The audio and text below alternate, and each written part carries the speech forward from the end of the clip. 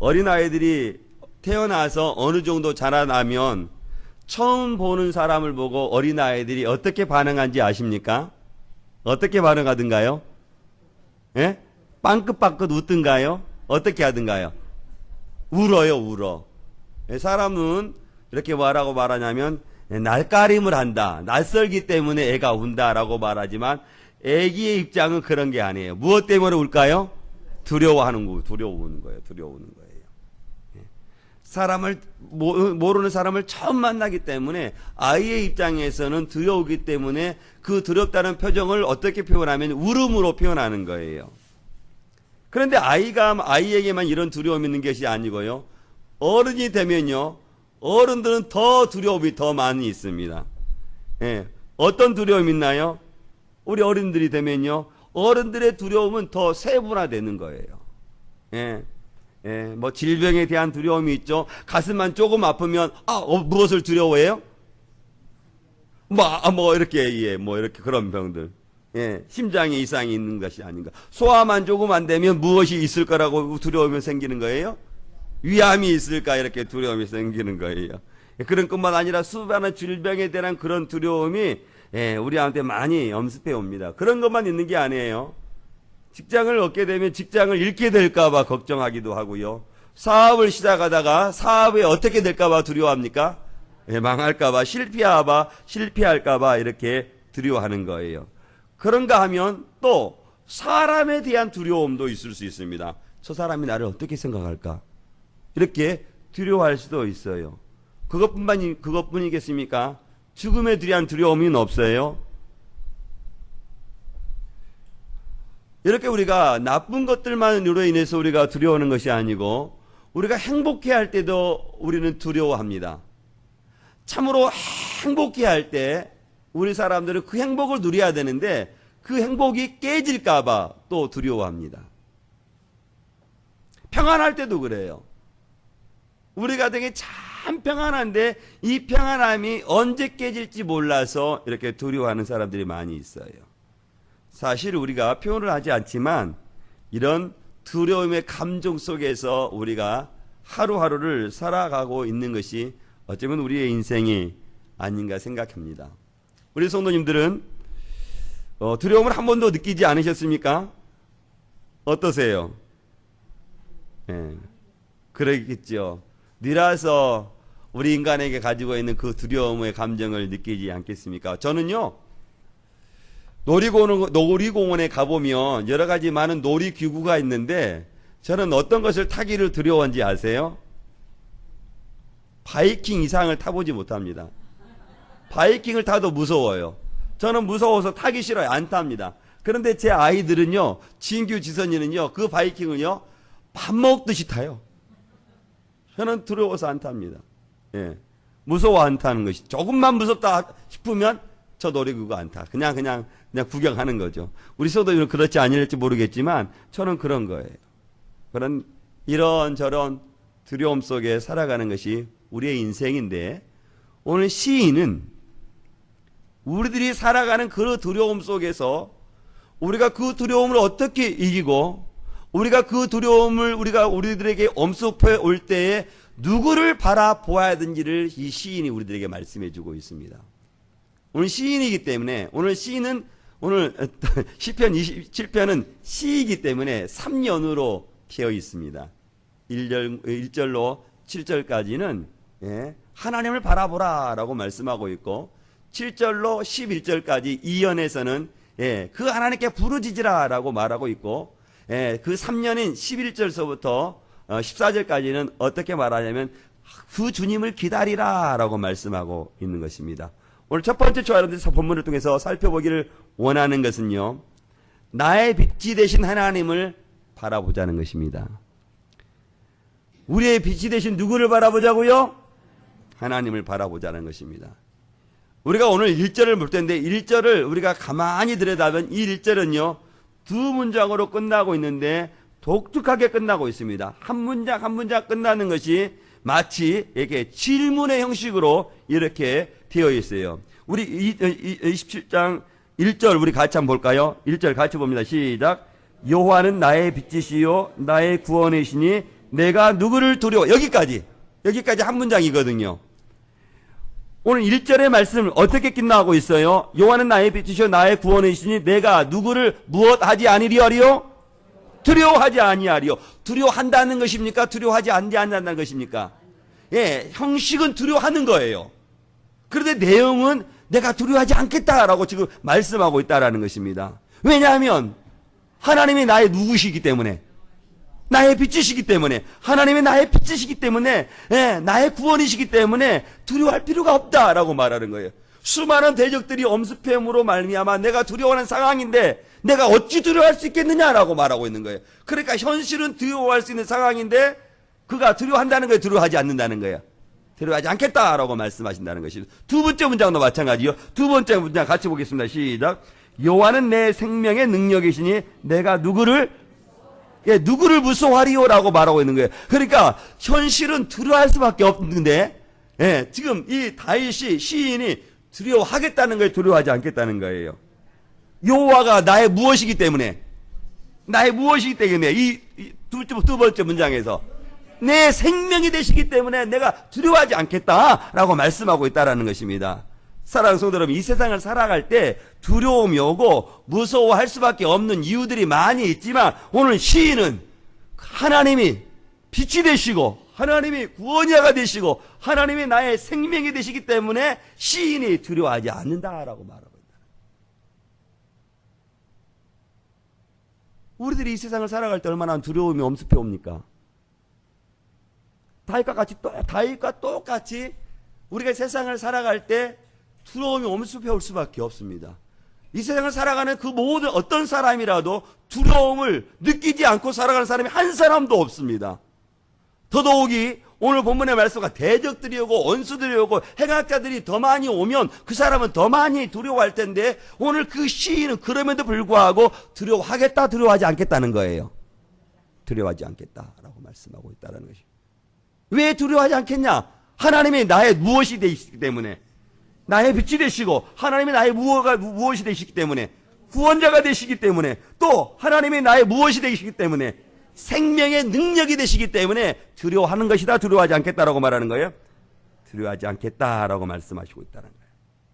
사랑하는 성도 여러분, 그런데 우리 본문의 말씀을 가만히 더 주의 깊게 들여다보면요, 하나님께서 다윗에게 무엇을 해 주었기 때문에, 하나님께서 다윗을 무엇을 지켜주고 하나님께서 다윗에게 은혜를 베푸셨기 때문에 두려워하지 않겠다라고 말하는 게 아니에요. 하나님께서 다윗에게 아무것도 해준 것이 없어도, 하나님께서 다윗을 지켜주지 아니한다 할지라도 다윗은 두려워하지 않겠다라고 말하고 있는 거예요. 우리들은 그렇잖아요. 하나님이 나를 지켜주시기 때문에 나는 두려워하지 않겠다라고 말하지 않습니까? 그러나 다윗은 그렇지 않다는 거예요. 하나님이 나를 지켜주시지 않아도 그 하나님이 나의 구원자가 되시고 그 하나님이 나의 빛이 되시고 나의 생명의 구원자가 되시기 때문에 내가 두려워하지 않겠다라고 말하고 있다는 거예요. 두려워하지 않는데 그 원인이 다른 거죠. 우리는 하나님께서 무엇을 해주셨기 때문에 우리는 두려워하지 않는데 다윗은 그가 무엇을 하나님께서, 전능자신 하나님께서 다윗에게 무엇을 베풀거나 어떤 것을 해주지 않았다 할지라도 다윗은 두려워하지 않겠다라고 말씀하는 거예요. 저는 다윗이 두려워하지 않은 그 두려움이 우리 믿음의 성도들 가운데 함께 할 수 있기를 주의 이름으로 축원드리겠습니다. 다윗은 전능하신 그 하나님이 다윗의 생각 안에서만 있었던 게 아닙니다. 다윗에게 있어서 하나님은 저 멀리 계시는 하나님이 아니셨어요.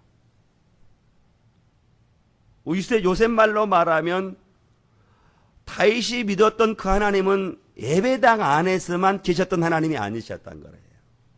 다윗은 전능하신 그 하나님이 언제나 다윗과 함께 하셨다는 것을 지금 우리들에게 지금 간증하고 있는 것입니다.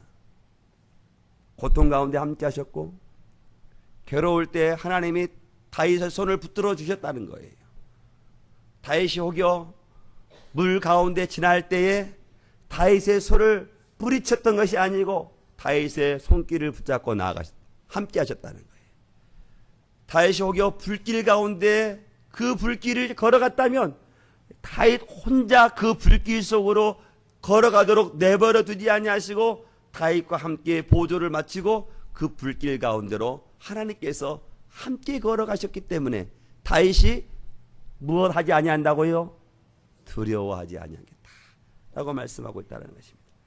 저는 그 전능하신 하나님께서 여러분들의 손을 붙잡고 여러분들이 어디를 가든지 그 전능하신 하나님께서 함께 하신다는 사실을 믿고 나아갈 수 있기를 주의 이름으로 축원드리겠습니다. 여호와 여러분들도 다윗이 고백했던 같이 하나님이 여러분의 빛이 되시고 구원자가 되시고 생명이 되시고 능력이 될 수 있기를 주의 이름으로 축원드리겠습니다.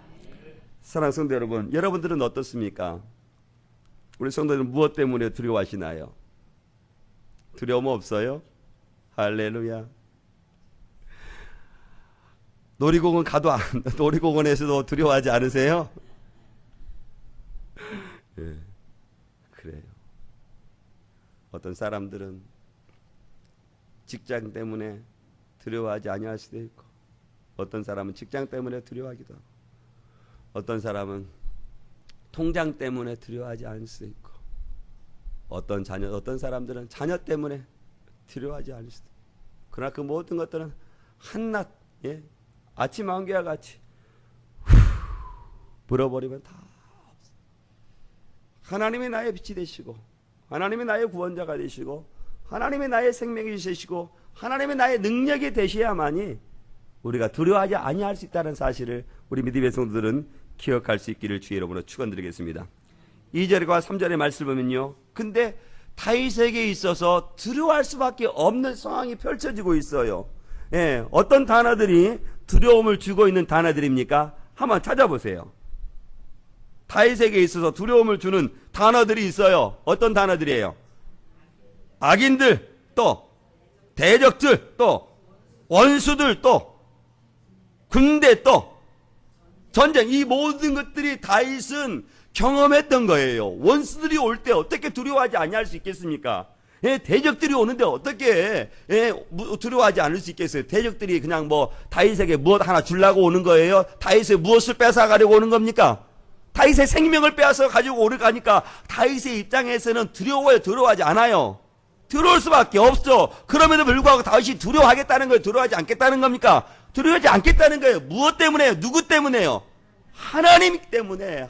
하나님이 나의 빛이 되시고, 하나님이 나의 구원자가 되시고, 하나님이 나의 생명이 되시고, 하나님이 나의 능력이 되시기 때문에, 그 하나님 때문에 내가 두려워하지 않겠다는 거예요. 하나님 나에게 무엇을 해주셔서, 하나님께서 나에게 대적이 올 때 어떤 말씀을 해주시고, 하나님이 나에게 대적들이, 행악자들이 범습해오고, 수많은 군대가 다윗을 무찌르려고 생명을 앗으려고 쳐들어왔을 때 하나님께서 군대 장관을 세워서 다윗을 지켜주셨기 때문에 두려워하지 않겠다는 게 아니에요. 하나님 자체에 그 전능하신 하나님이 다윗의 하나님이 되시기 때문에 그 어떤 일이 있어도 다윗이 두려워하지 않겠다라고 말씀하고 있다라는 것입니다.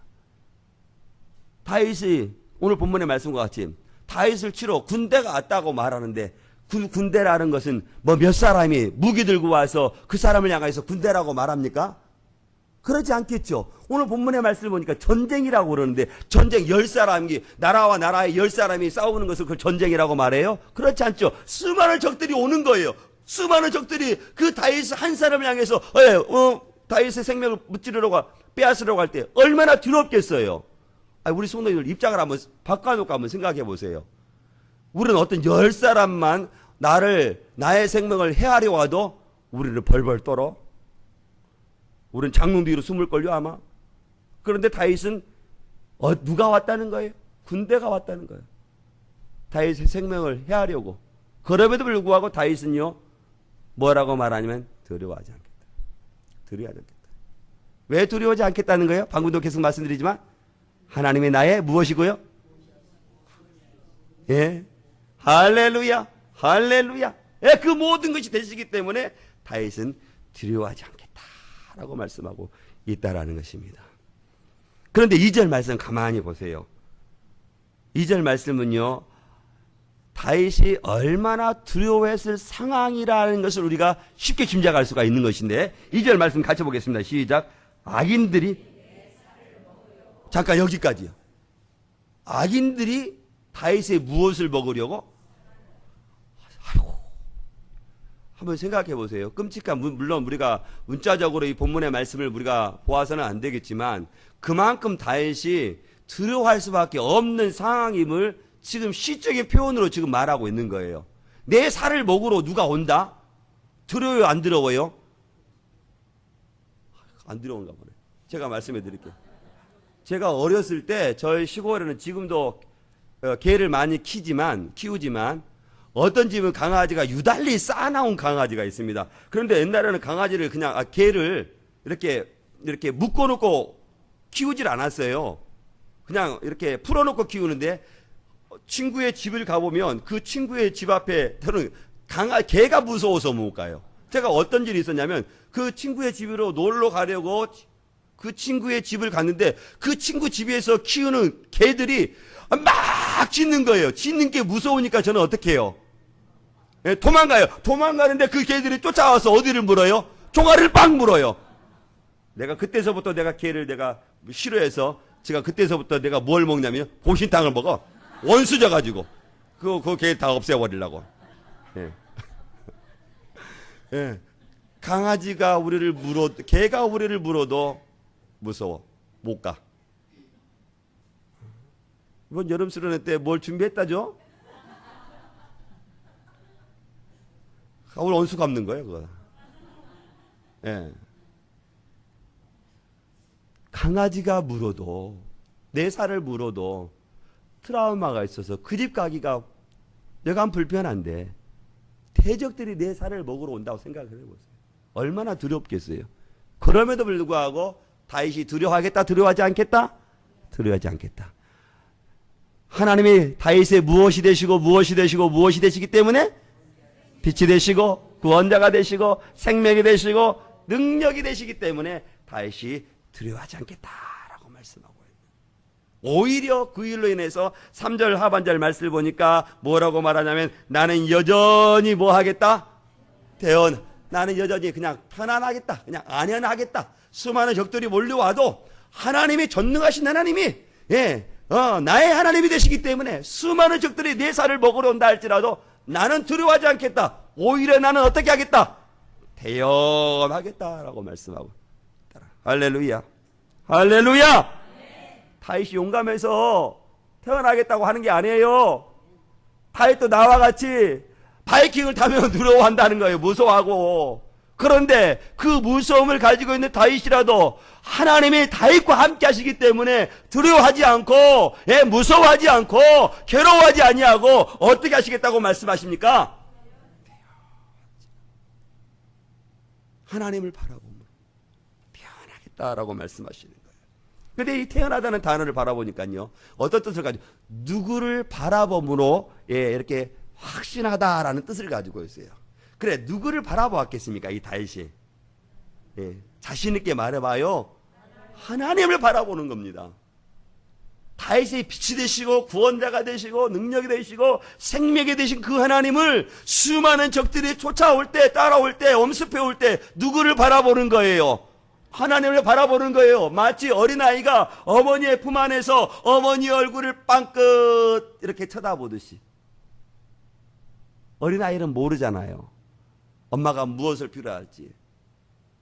엄마는 어떤 걱정이 있고 근심이 있어도 아이는 엄마의 품 안에 앉아서 해맑은 얼굴로 누구를 바라봐요? 누구를 바라봐요? 나 굉장히 저 힘들어요. 힘을 말씀 좀 해주셔야지 제가 힘이 나지. 누구를 바라봐요? 엄마를 바라보지. 아기가 무슨 할아버지를 바라봐. 엄마 품에 있는데. 할렐루야. 예. 그래, 맞아요. 맞아요. 아기는 엄마 품에서 엄마를 바라보지만 다윗은 수많은 대적들이 몰려왔을 때 누구를 바라보았다는 겁니까? 하나님을 바라봄으로 그의 마음이 완연했다, 태연했다라고 말씀하고 있다라는 것입니다. 사랑하는 성도 여러분, 우리들도 다윗과 같이 수많은 적들을 우리 성도들을요 해치려고 넘어치려고요 엄습해 올 것입니다. 그 수많은 적들이라는 것은 어떤 사람일 수도 있고요. 어떤 사람이 가진 영적인 문제도 있을 수 있을 거고요. 어떤 금전적 물질의 문제도 있을 수 있고요. 사람의 관계일 수도 있는 그 수많은 적들이, 대적들이 여러분을 해치려고 이렇게 여러분들이 엄습해 올 거예요. 그럴 때 누구를 바라보라는 거예요? 하나님을 바라보라는 거예요. 저는 우리 믿음의 성도들이 여러분을 해치려고 오는 수많은 대적들 앞에서 두려워하지 않고 그 두려움의 자리에서 하나님을 바라볼 수 있기를 주 여러분으로 축원드리겠습니다. 우리의 모든 다윗은요, 그럼에도 불구하고 이렇게 그런 수많은 대적들이 엄습해 올 때 한 가지 소원이 있었다는 거예요. 다윗을 생명을 해치려고 행악자가 오고 대적들이 오고 군대가 오고 전쟁을 일으켜 오지만 다윗은요, 그 과정 가운데 소원이 한 가지가 있었는데 그 소원이 무엇인지 아세요? 4절 말씀 보세요. 4절 말씀 같이 보겠습니다. 시작.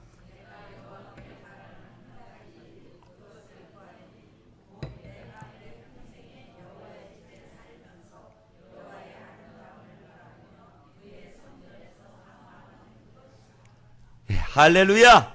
다윗이 수많은 대적들이 몰려오는데 그 가운데서 한 가지 소원이 있었는데 그 소원이 어떤 것들이었습니까? 여호와의 집에서 사는 것, 여호와의 성전에 살면서 누구의 아름다움을 바라보는 것, 하나님의 아름다움을 바라보는 것, 여호와의 성전에서 기도하는 것이라 주님 말씀하고 있는 거예요. 사랑하는 성도 여러분, 우리 한번 입장값 받고 한번 생각해 봅시다. 수많은 대적들이 우리를 멈습해 오는 거예요. 어떤 물질의 문제가 오든 어떤 질병의 문제가 오든 나의 연약함 때문에 오는데 그런 소원을 한 가지 말아보라 라고 말할 때 어떤 소원을 말하겠어요? 하나님 내 질병 고쳐주십시오. 하나님 나에게 물질 주십시오. 하나님 나에게 한 가지 소원이 있는데 나에게 힘을 주십시오 라고 할 터인데 다윗은 그렇지 않았다는 거예요. 수많은 대적들이 다윗의 생명을 해치려고 옴에도 불구하고 하나님 나에게 한 가지 소원이 있습니다. 그것은 여호와의 성전에서 사는 것입니다 라고 기도했다는 거예요. 감동 안 받죠? 은혜 안 받죠? 다윗은 그랬어요. 다윗은 그랬어요.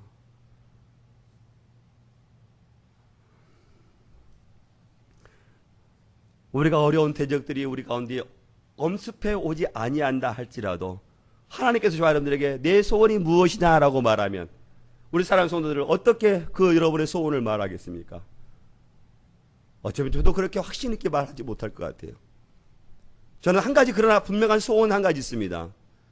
하나님의 말씀을 깊이 깨닫게 해달라고 저는 항상 기도하고 있어요. 하나님이 오묘하신 이 말씀을 내가 그 어떤 사람들보다 잘 깨달을 수 있도록 지혜도 주시고 명철도 달라고 저는 기도하고 있어요. 제 한 가지 소원은 다른 것 없습니다. 하나님의 말씀을 하나님의 의도에 따라서 하나님의 말씀을 잘 선포하는 것, 그것이 제 한 가지 소원이에요.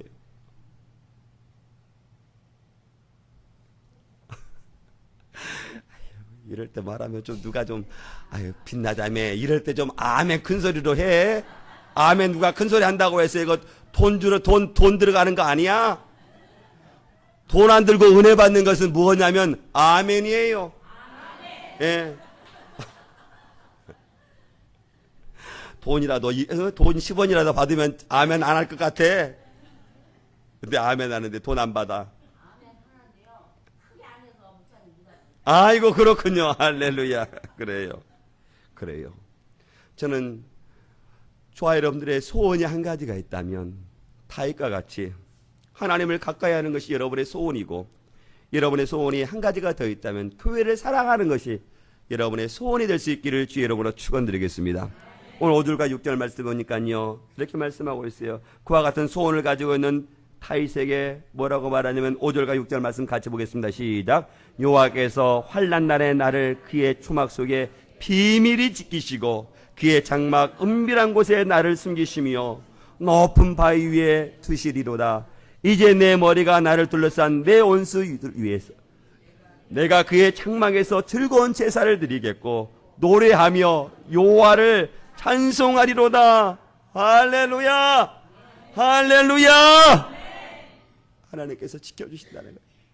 하나님께서 환난 날에 그의 초막 속에서 나를 비밀히 지켜주신, 아무도 알지 못하도록 수많은 대적들이 와도 수많은 행악자들이 몰려와도 하나님께서 다윗 하나만을 비밀히 지켜주신다는 것. 비밀이 많은 사람이 아는 게 비밀이에요? 아니에요. 아무도 모르는 곳에 하나님께서 다윗을 지키시고 보호해 주시겠다라고 말씀하시는 거. 하나님께서 주의 장막 은밀한 곳에서 다윗을 어떻게 해주시겠다고 말씀하시는 거예요. 숨겨주시겠다는 거예요. 대적들이 몰려왔을 때, 대적들이 다윗의 생명을 해하려 왔을 때 하나님께서 지켜주시겠다는 거예요. 장막 은밀한 곳에 숨기시겠다라고 말씀하시는 겁니다. 저는 우리 믿음의 성도들도 다윗과 같이 하나님께 숨김을 받고 하나님께서 여러분들을 비밀히 지켜주시는 그런 믿음의 성도들이 다 될 수 있기를 주의 이름으로 축원드리겠습니다. 우리가 본문을 통해 두 번째 살펴보기를 원하는 것은 두 번째 연입니다. 하나님께 부르짖으라라는 것입니다. 7절과 13절 말씀을요, 12절 말씀을 가만히 들여다보시면요, 반복되는 그런 말씀들이 있어요. 똑같은 말은 아니지만 의미상 같다는 것이죠. 7절에서 보면요, 어떤 말씀입니까? 내가 소리를 내어 부르짖을 때에 마지막 부분에 응답하소서. 기도하고 있는 것이죠. 9절 말씀 보니까요, 주의 얼굴을 내게서 어떻게 하지 마시고 기도하고 있는 거죠. 그리고 제일 마지막 부분에 나를 어떻게 해요? 버리지 마시고 떠나지 마셔서 라고 말씀하고 있는 거죠. 11절 말씀은요, 주의 도를 내게 가르치시고 그 마지막 부분 나를 어떻게 하라고요? 인도하소서라고 계속해서 말씀하니까 부르짖는 그 단어를 계속해서 다른 단어로, 다른 언어로 지금 계속해서 반복하고 있다는 거예요. 사랑하는 성도 여러분, 다윗의 수많은 대적들이 몰려왔을 때, 행악자들이 몰려왔을 때, 군대들이 다윗의 생명을 해하려고 했을 때 하나님께 어떻게 다윗이 기도했겠어요? 어떻게 부르짖었겠어요? 하품하면서 돌면서 기도했겠어요? 어떻게 기도했겠어요? 어떻게? 한번 생각해 보세요. 그때를 한번 연상해 봐요. 어떻게 기도했겠어요? 대적들이 몰려와요. 수많은 행악자들이 다윗의 생명을 해하려 온단 말이에요. 어떻게 기도했겠어요? 빡세게.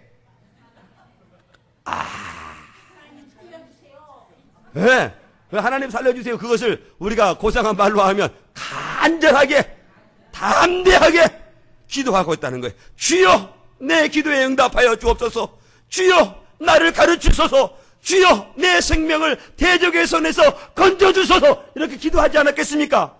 얼마나 간절함으로 기도했겠어요? 언제나 큰 소리로 하나님께 부르짖으며 기도했겠어요? 수많은 대적들이 다윗의 생명을 치러오는데. 사랑하는 성도 여러분, 저 사람들이 기도해야 되는 그런 간절함이 있어야 돼요. 하나님께 여러분들에게 간구할 수 있는 그런 담대함이 있어야 됩니다. 왜 우리가 없어요? 교회를 위해서 기도해야 되잖아요. 내 자녀를 위해서 기도해야 되잖아요. 남편을 위해서 기도해야 되잖아요. 그 모든 기도를 어떻게 우리가 간절함 없이, 어떻게 하나님 앞에 담대함 없이 어떻게 기도하겠어요? 우리 앞에 수많은 대적들이, 수많은 원수들이 여러분의 믿음의 길을 걸어가지 못하도록, 여러분의 가정을 해치려고 지금 엄습해 오는데 우리가 어떻게 평안히 누워 하나님께 기도할 수 있겠어요?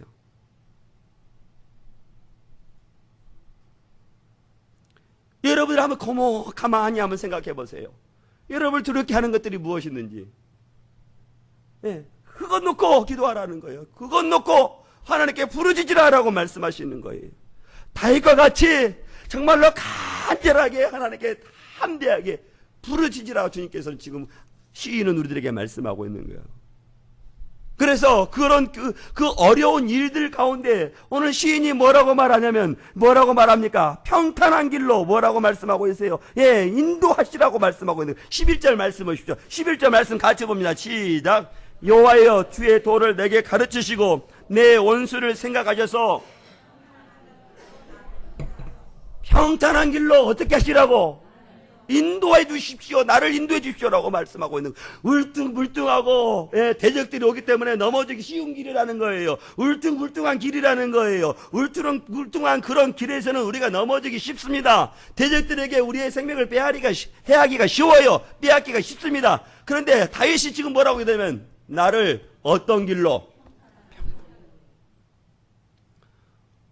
어려운 길에서 평안한 길로, 안연한 길로 인도해 달라고 다윗이 간절하게 부르짖고 있다는 것입니다.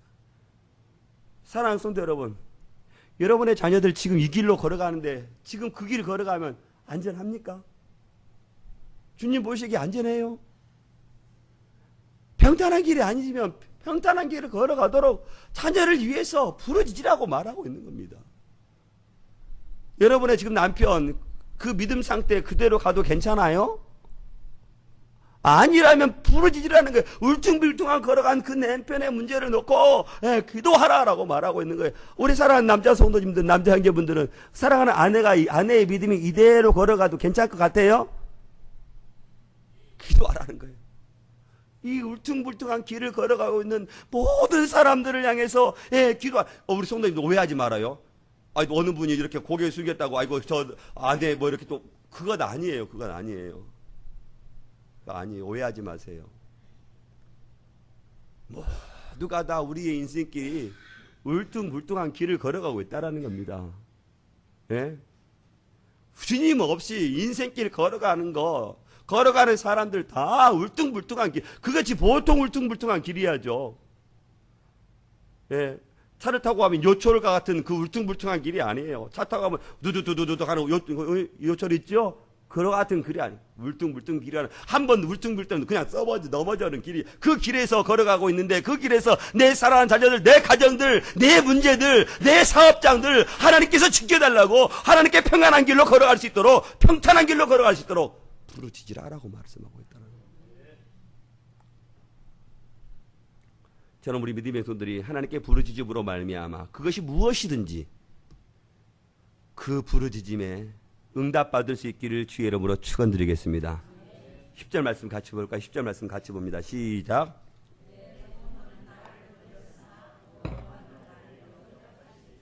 예.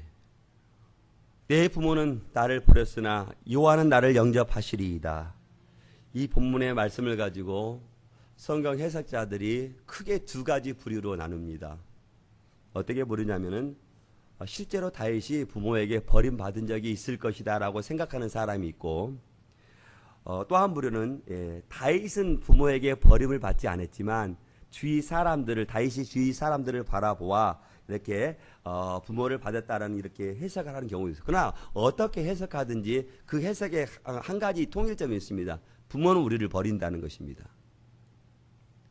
우리 지금 성도님들은 자녀들을 버리지 않지만 간혹 TV들을 한번 보십시오. 텔레비전을 통해서 우리가 보는 것들은 어렸을 때 부모가 나를 버려서 어떻게 하고 입양도 가고 어떻게 고아원도 가고 장사 후에 부모를 찾는 아이들이 제법 많습니다.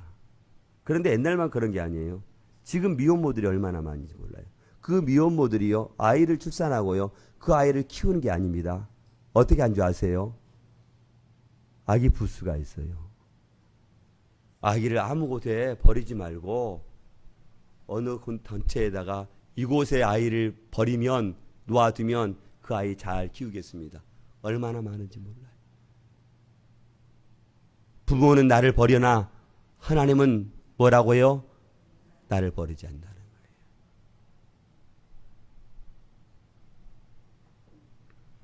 우리 성도들이야 그렇지 않지만 10달 동안 내 품속에 품었던 아이를 버리는 부모들이 많이 있어요. 어려운 일 당하면 부모가 자녀를 버립니다. 자녀가 출산할 때 뭐 장애가 있으면 그 아이 키우려고 하지 않아요.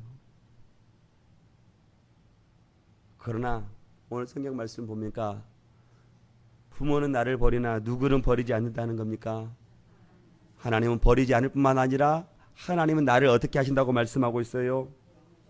영접하신다는 거예요. 예. 사랑하는 성도 여러분, 하나님은 우리를 얼마나 사랑하시다면요, 우리를요 하나님의 손바닥에 새겨서 우리를 기억하시고 살아가신다는 거예요. 하나님이 지혜가 없어서 손바닥에 세우겠어요? 하나님 손바닥에 우리의 이름을 기록하지 않는다 할지라도 하나님이 어찌 우리의 이름을 잃어버리겠습니까? 그런데 에레미야를 보면요, 에레미야는가? 그럴 거예요. 손바닥에 기록하여 우리를 기억하시겠다라고. 그만큼 저와 여러분들을 사랑하시겠다는 거예요. 부모는 나를 버리나 하나님은 나를 어떻게 하시겠다? 영접하시겠다. 그만큼 믿음의 성도를 살아가시겠다. 환난과 핍박이 와도 하나님께서는 우리의 자녀들을, 하나님의 자녀를 버리지 않겠다는 거예요. 울퉁불퉁한 길을 걸어간다 할지라도 하나님은 그 자녀를 버리지 않겠다는 거예요. 그를 영접하겠다는 겁니다. 그를 지켜주고 그를 인도하시겠다라고 말씀하시는 거예요. 할렐루야, 할렐루야. 예, 이사야 49장 15절 말씀. 여인이 어찌 그 젖먹는 자식을 잊겠으며 자기 태에서 난 아들을 긍휼히 여기지 않겠느냐. 그들이 혹시 잊을지라도 나는 너를 잊어버리겠다, 잊어버리지 않겠다, 잊어버리지 않겠다라고 말씀하신다. 그래서 하나님께서 그 너를 손바닥에 새기겠다라고 말씀하고 있다.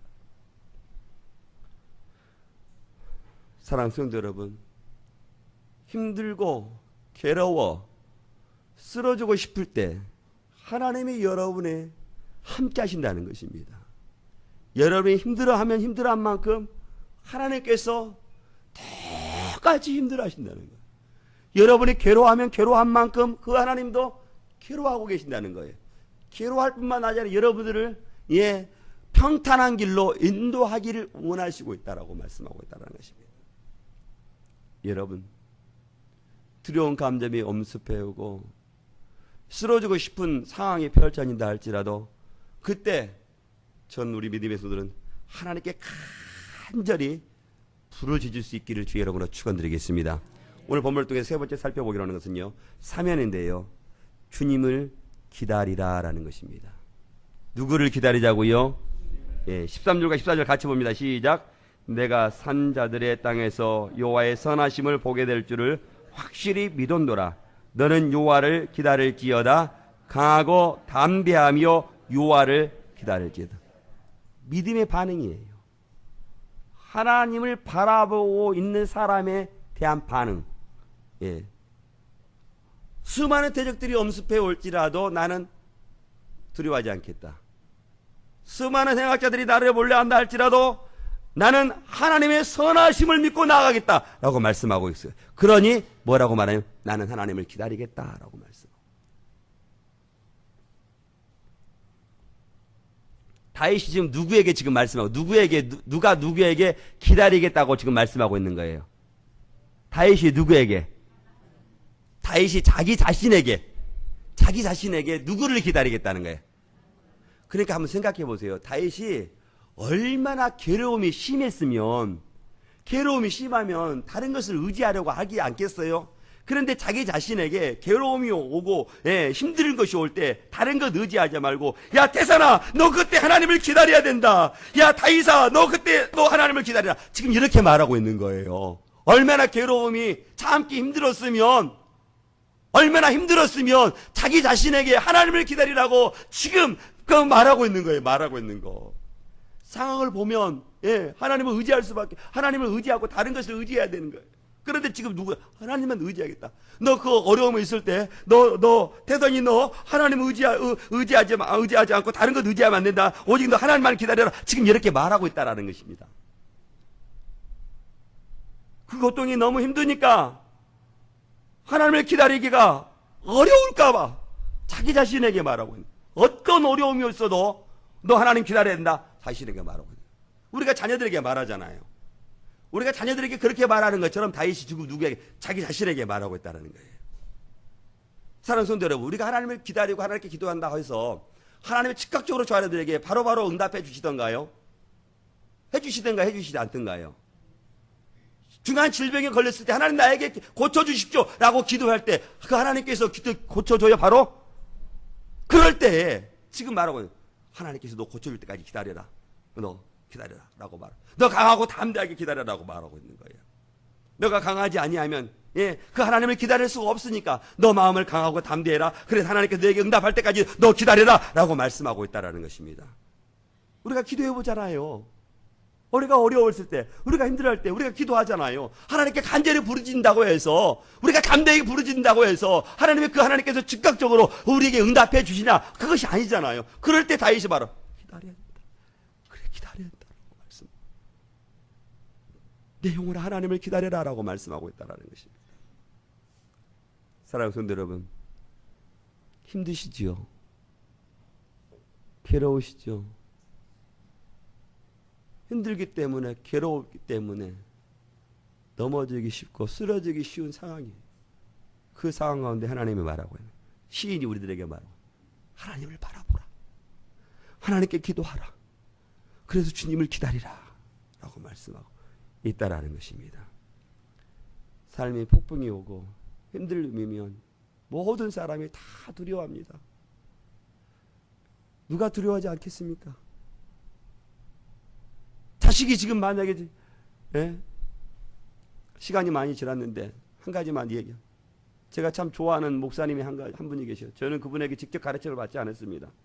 근데 제가 존 파이퍼 미국의 목사님, 침례교육 목사님인데 그 목사님 제가 참 좋아합니다. 설교를 많이 들어요. 그분의 홈페이지 들어가서 설교를 많이 듣는데 그분이 말합니다. 여러분들이 만약 피크닉을 갈 때, 소풍을 갈 때 교통사고를 났는데 내 자녀가 교통사고를 당하고 있는 내 자녀가 차에서 튕겨져 나가서 그 자리에서 아이가 축사했을 때 너 하나님을 찬양할 수 있겠느냐? 라고 말하는 거예요. 그 자리에서 이 땅에서 주님만 사모하며 하나님만 찬양할 수밖에 없다고 고백할 수 있겠느냐라고 말하는 거예요. 그럼 어려움이 왔을 때 모두가 다 두려워하는데 그 두려움이 있을 때 뭐라고 말하냐면요. 하나님을 바라보고 하나님께 기도하고 하나님을 기다리라 라고 말씀하고 있는 거예요. 우리 가운데 어려움을 당하는 성도가 있을 거예요. 힘든 성도 있을 거예요. 내 가족의 질병의 문제를 놓고 힘들어하는 사람들도 있을 것이고 물질의 문제 때문에 힘들고 괴로워하는 성도들이 있을 것이고 남편의 여러 가지 많은 문제 때문에 수많은 문제 때문에 힘들고 어려운 그때 우리 믿음의 성도들 하나님을 바라보시고 주님께 부르짖어 하나님께서 응답하실 때까지 기다리며 나아가는 우리 믿음의 성도들이 다 될 수 있기를 주의 이름으로 축원드리겠습니다. 같이 기도하겠습니다.